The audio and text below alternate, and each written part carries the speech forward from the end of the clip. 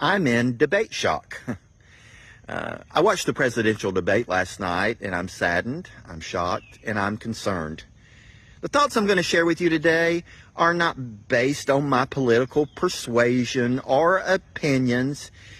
It wouldn't even matter who was in office right now, whether they be Republican, Democrat, or Independent. My thoughts are based on what I believe the Scripture teaches about leadership, governmental leadership, political leadership.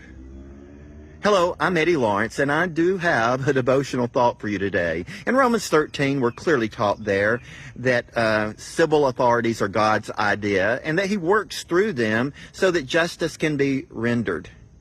We're also commanded, the Apostle Paul tells Timothy, to pray for those in authority, kings and leaders and so forth. So it's important that we be praying.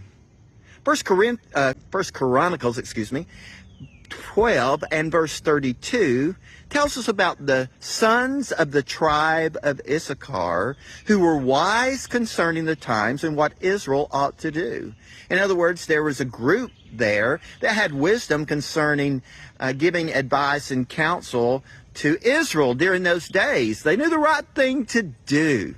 Let me share a story. Over 30 years ago when I was in seminary, every week we had chapel. On this particular day in chapel, one of our professors preached. He was over biblical counseling. He was a psychiatrist, and we all loved him dearly. We learned a lot from him. But on this day, and we'd been noticing that he had become weakened and things seemed to be changing, but he was to preach. And, as he preached the message, he started. About 20 minutes later, he came to abrupt stop. And just like hitting a reset button, he began to repeat the whole message from the start. Something was wrong.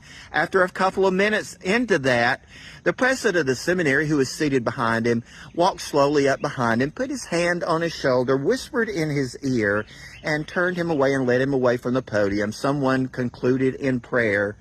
But after that, this sweet, dear professor, whom we all loved, was no longer teaching the class. He had lost the ability to perform his duties and to lead the students in the way they needed to be led and to prepare them for what they needed to be prepared for. Listen, we have measures of competency that's necessary to get a driver's license and so many other things in culture. We are talking about the leader of the free world, the President of the United States of America. And again, it's not about any opinion about the particular person. It's about the office. It's about what's needed by the person in the office. They have to be sharp, on their toes, able to process tons of information. It's impossible for any of us to imagine the burden and weightiness that's on the person in that office. The nuclear football's always close by. There are terrorists planning for our demise. There are other countries that would like to take advantage of us.